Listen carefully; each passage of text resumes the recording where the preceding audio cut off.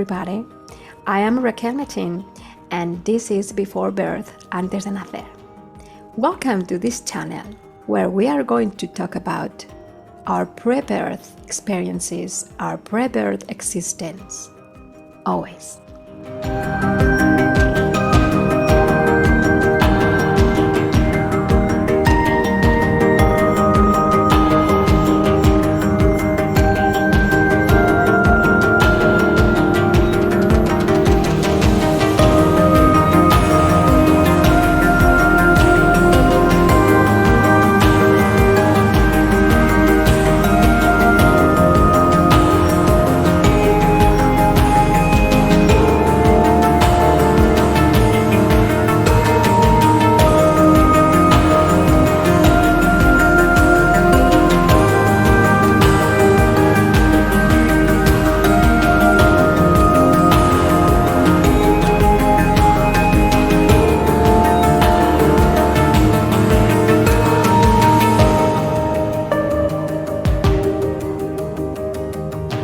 Estás escuchando Acércate Radio, eliminando fronteras.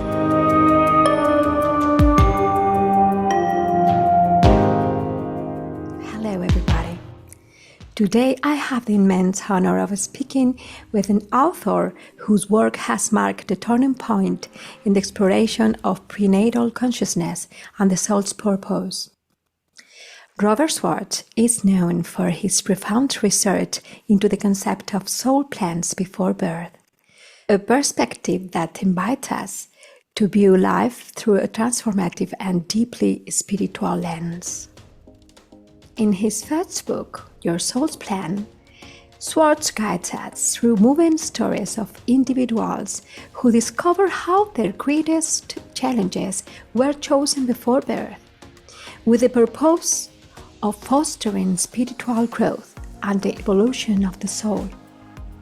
This work not only challenges conventional notions of suffering and destiny, but also offers a hopeful and compassionate approach for those seeking to understand the meaning behind their life experiences. Throughout his career, Robert has continued to delve into these topics with two equally revealing books, Your Soul's Gift and Your Soul's Love, where he expands on his vision of prenatal planning and the spiritual lessons we choose before incarnation. Today, we will explore the foundations of this revolutionary proposal, with a special focus on his first work, diving into the fundamental concepts it presents and the experiences of those who have transformed their perspective on life by recognizing the purpose behind their greatest trials.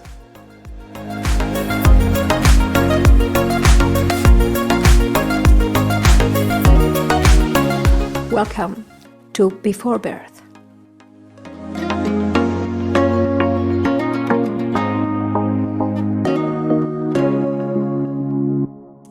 Where I once saw a flaw, I now see perfection, the perfection of lives unfolding exactly as we planned them.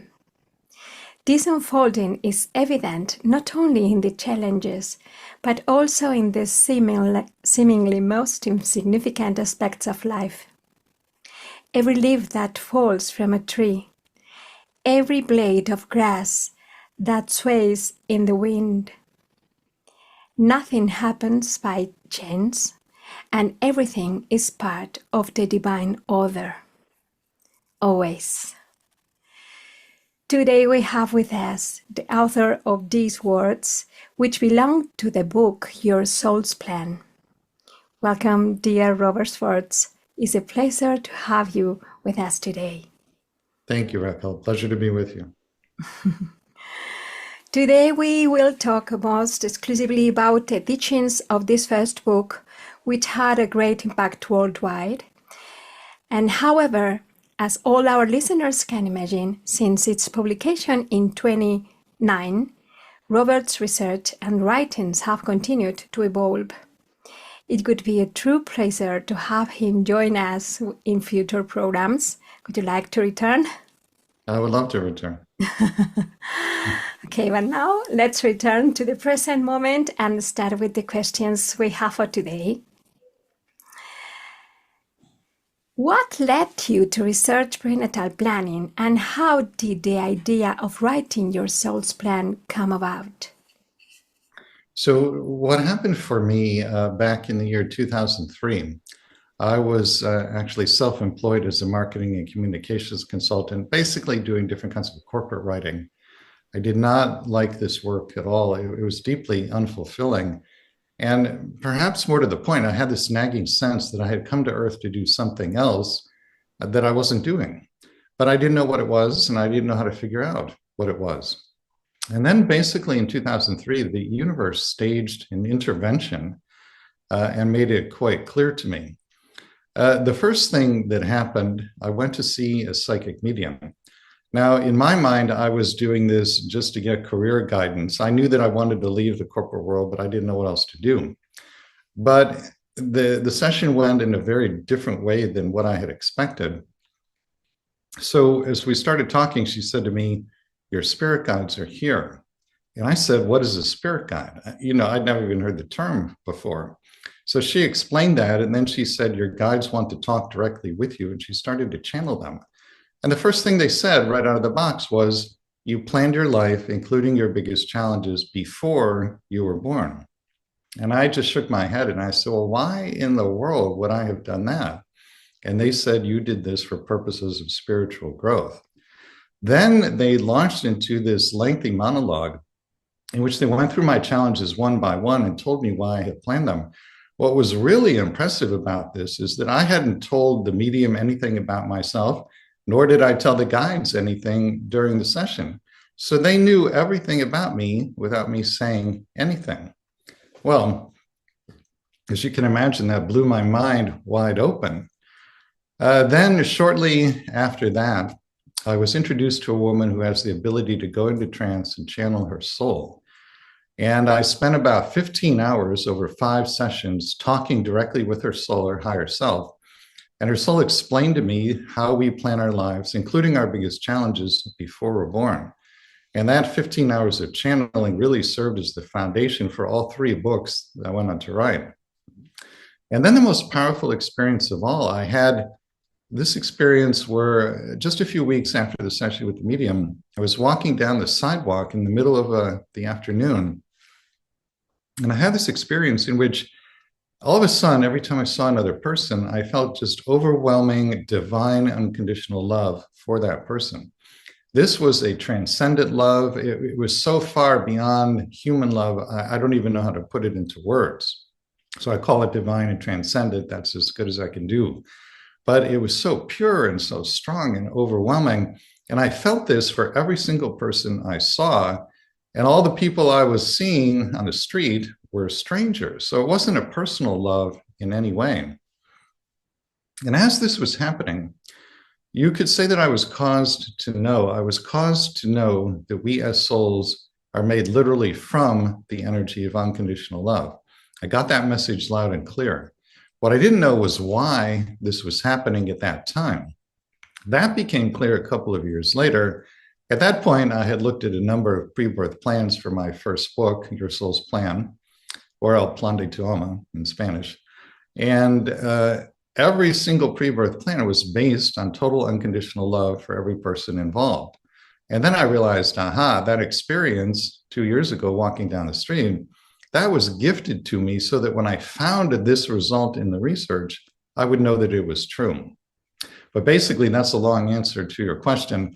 The combination of those 3 things, the session with the medium, the woman's channeling of her higher self, and that experience of unconditional love for all people, the combination of the 3 got me to leave the corporate world and write the first book. Okay, thank you very much. And how could you briefly describe the concept of prenatal planning to someone who has never heard of it? Something very simple, maybe.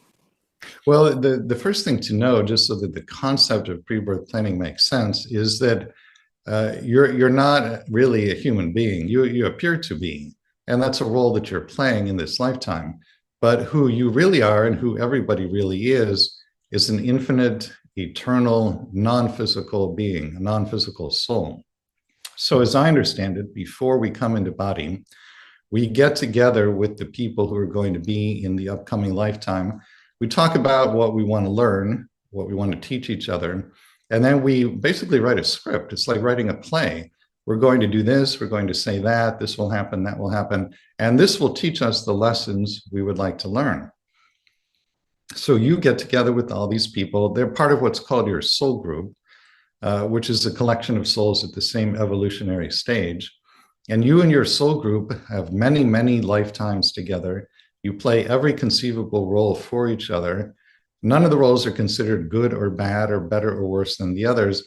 They're just learning opportunities. This is why Shakespeare said that life is a play on a stage, and it really is. Yes, it really is. Who participates in the planning of our life before birth? Is it an individual process, or do we collaborate with other souls and guides? What role do spiritual guides play in our prenatal planning? So the pre-birth plan is a collaborative effort.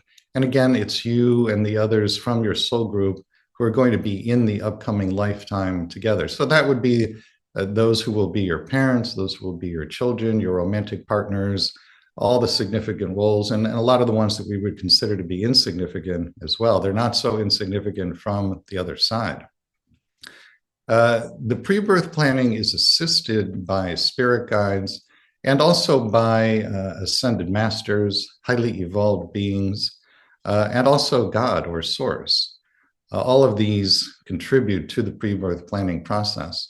And the reason they're all part of it is so that the pre-birth plan will be based on unconditional love for all beings who are in it, and based on great wisdom, so that you can actually learn what you want to learn. To what extent do we choose our trials and challenges?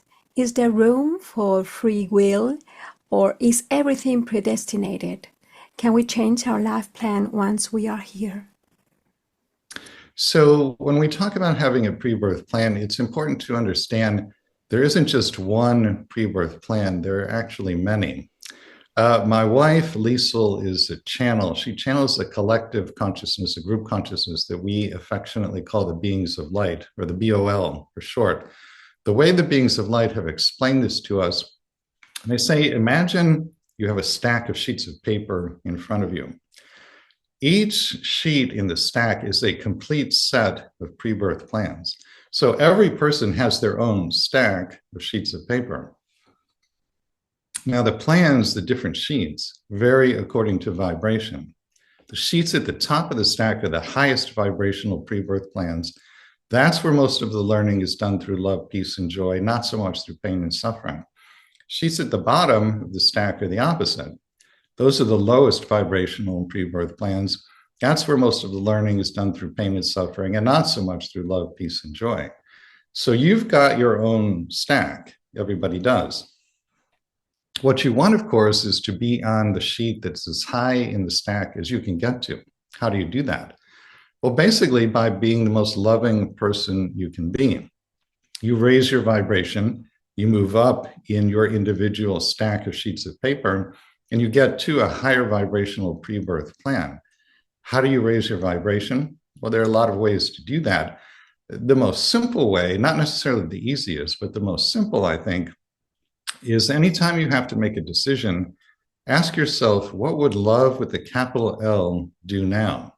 Whatever the answer is, do that.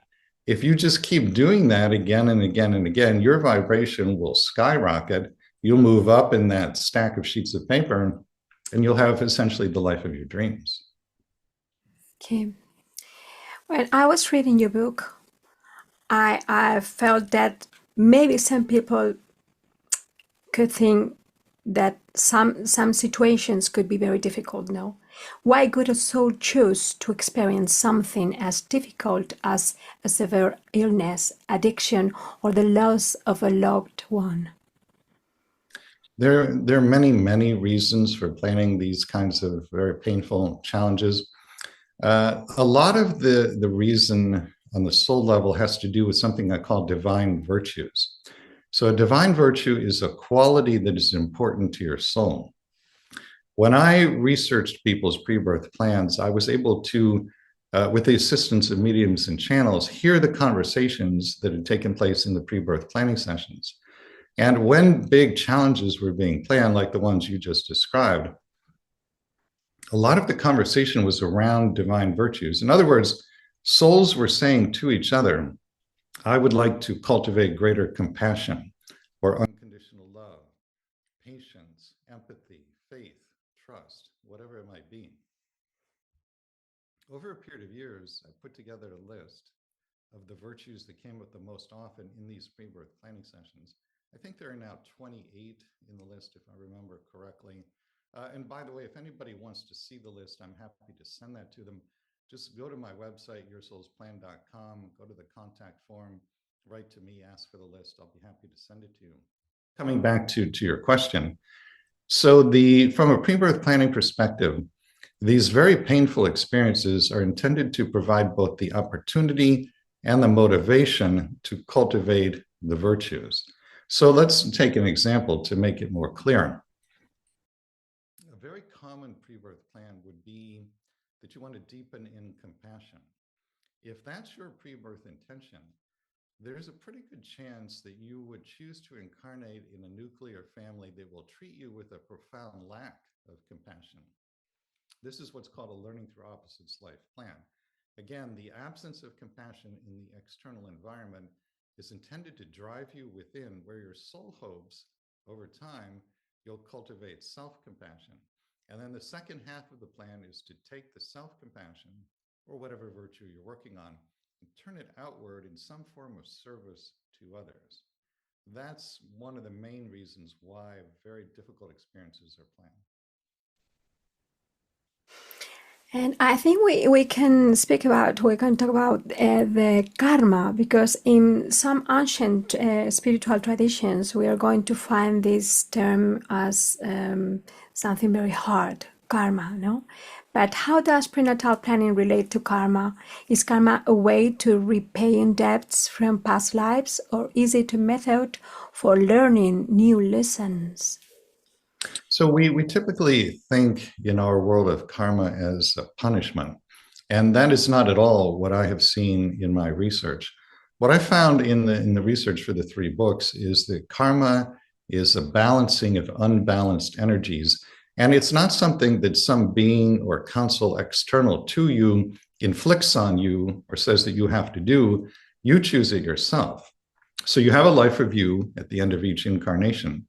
And at the end of the life review, very often people feel incomplete with the lessons that they came to learn. They feel like they could have cultivated more compassion or been more unconditionally loving or whatever it might be. If you have that kind of sense of incompletion in your life review, then it's very likely that you will choose to continue working on those lessons in the next incarnation. And you will plan some challenge or challenges that, again, is intended to provide the opportunity and the motivation to cultivate the virtues. But it's because of this feeling of lack of completion. It's a feeling of unbalanced energy, and now we want to complete and balance that. Okay. In your book, you mentioned that we choose our family before birth. And this might be hard to understand for people born into highly conflictive or even abusive families.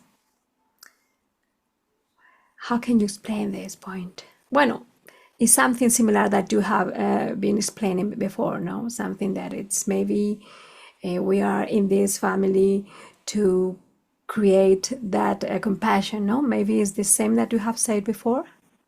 Yeah, I mean, when I was speaking about wanting to cultivate compassion and choosing a family that treats you with a lack of compassion, that is very much what my own pre-birth plan has been like. My mother, who has significant mental health issues, was extremely emotionally and occasionally physically abusive to me as I was growing up. And that also prompted this search for deeper meaning. That's one of the things that led me to do the work that I do still to this day. I wanted to understand, how can this happen? Is it just pointless, meaningless suffering, or is there a deeper purpose to it? And in my case, I wanted to cultivate greater compassion, also greater self-love. So the absence of love in the external environment was intended to drive me within, where hopefully I would cultivate self-love, and then later in life, take the self-love, turn it outward in service to others. I will also add here, just on a personal note, I had a profound spiritual experience a couple of years ago in which most of my consciousness went home, went to the other side. And while I was there, my mother's soul appeared in front of me. And there was nothing but just pure, unconditional, mutual love between us. And I just kept saying to her soul, I love you, I love you, I love you. And I didn't hear words in response, but I could feel the love, the unconditional love coming back to me. And this confirmed for me experientially something I knew intellectually for a long time, which is that no matter what the roles are here when we're embodied, when we're back on the other side, everybody just loves everybody. That's just the nature of the universe. It's beautiful. It's a beautiful idea. And if we have planned our relationships before birth, does that mean our souls have interacted in past lives? Do we already know each other from that prenatal existence? Well, you certainly know each other from the prenatal existence. It's likely, very likely, that you had past lives with the people who are in your life now. That's not always the case. There are new souls that come in to play certain roles. But for the most part, it's what I talked about earlier. You reincarnate with the members of your soul group, and you just take turns playing all these different roles. So you and the other members of your soul group will be mother and daughter, father and son, brother and sister, husband and wife, employer and employee, teacher and student, even murderer and the one who's murdered. And again, there's no judgment of any of these roles at the soul level. They're just seen as opportunities for healing, growth, learning, and expansion. So it is possible to recognize whether a challenging relationship has a deeper purpose in our spiritual growth. And I think we can talk about the karma, because in some ancient spiritual traditions, we are going to find this term as something very hard, karma, no? But how? A challenging relationship is almost certainly something you planned before you were born. And the reason for the planning would be to stimulate some aspect of spiritual growth. You know, a lot of times when we have a challenging relationship with another person, we will think thoughts like, this person shouldn't be acting this way, they shouldn't be treating me this way, this shouldn't be happening. And I had a very interesting conversation with Jesus in one of the channeling sessions for one of my books. And I said to him, how does somebody know if they planned something before they were born? And one of the things he said in response is, anytime you have the thought, this should not be happening, that thought almost always indicates that it's something you yourself planned before you were born.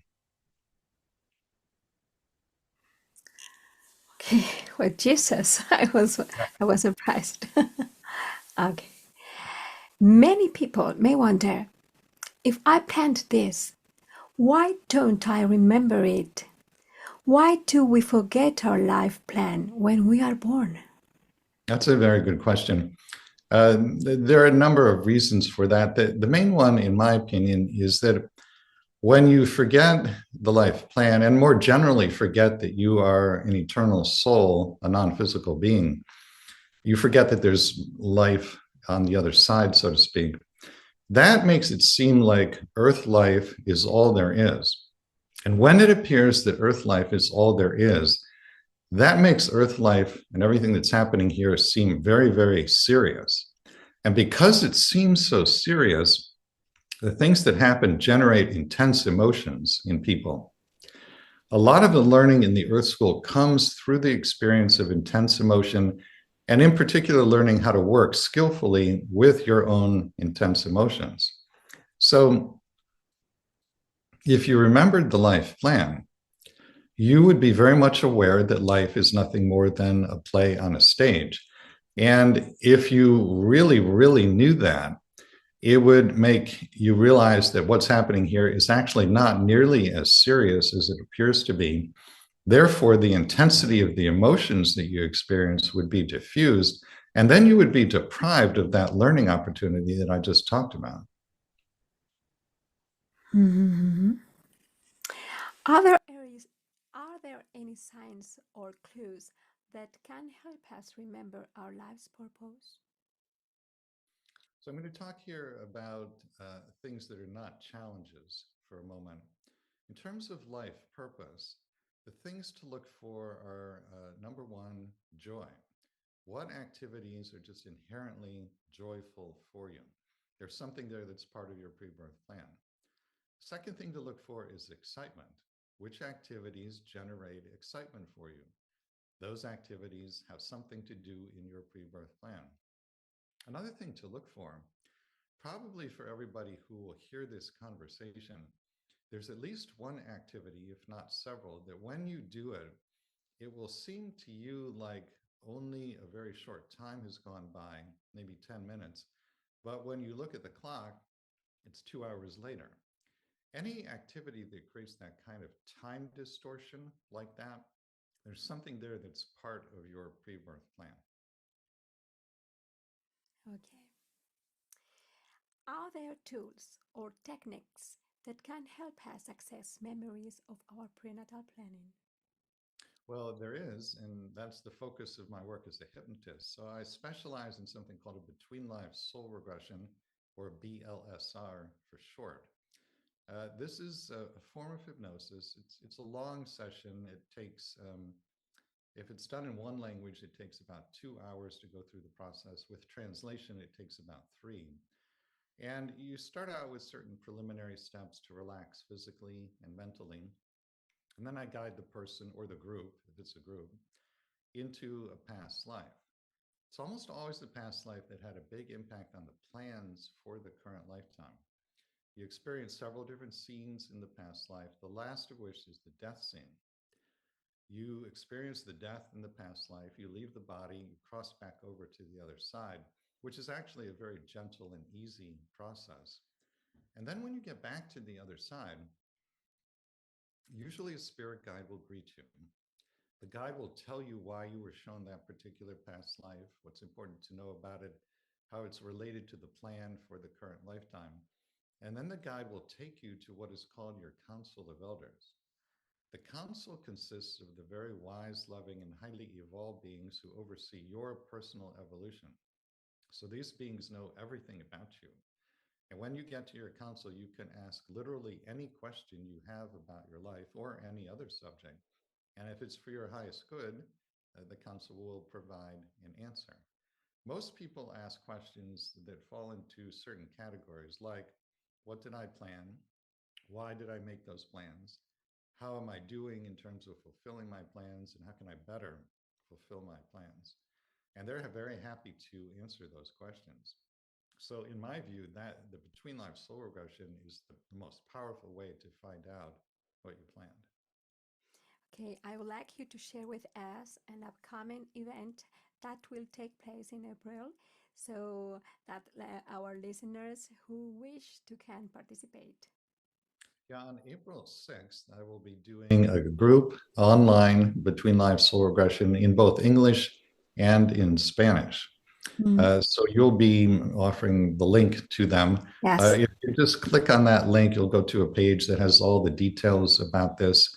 It's a full day most of a day workshop. We take about 3 hours to go through the process. Then we break for an hour or so that you can journal about your experience and get something to eat. And then we come back together for 90 minutes, 120 minutes for a period of sharing and discussion and question and answer. It's potentially a life-changing experience. And again, it's the best way I know of to find out what your pre-birth plan is all about. I think it's a fantastic idea, and I'm going to share the link in the lines down, and all our listeners can participate if they want. And you have your web in Spanish and in English, so it's easy for them to read everything and all the information. Well, the link for the workshop is actually won't take you to my website. It will take you to the page created by the workshop producer, who is a lovely woman named Maribel, who lives in Mexico and Colombia. And she will send you information about the workshop. Okay, perfect. Perfect. Let's continue with the interview. Have you found any connection between prenatal planning and experiences such as near-death experiences or reincarnation? The only thing I know about that is that near-death experiences, because they're so important to the people they happen to, those are part of a pre-birth plan. If you need that for whatever reason, and there could be many reasons for planning it, the main one being spiritual awakening, if you need that as part of your plan, it's something that's set up before you incarnate. For those who are curious but still have doubts, why would you recommend reading your soul's plan or the rest of your books? Well, if you have doubts about pre-birth planning, or you're just interested in learning more, I would start with Your Soul's Plan, El Plan de Tu Alma. That's the first book in the series.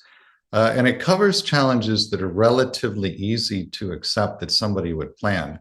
Like, for example, a physical illness. Although it's very challenging, we can all see how people we know grow as a result of an illness.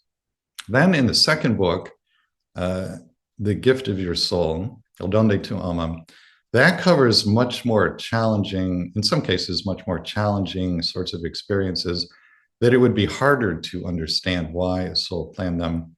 The third book in the series is different from the first two, El Amor de Tu Alma, Your Soul's Love. That is about the pre-birth planning of challenges in romantic relationships. So that's very, very different than the first two. But I would start with Your Soul's Plan. And so we have reached the end of our meeting, dear Robert, and I am very grateful for you sharing these minutes with me and all of our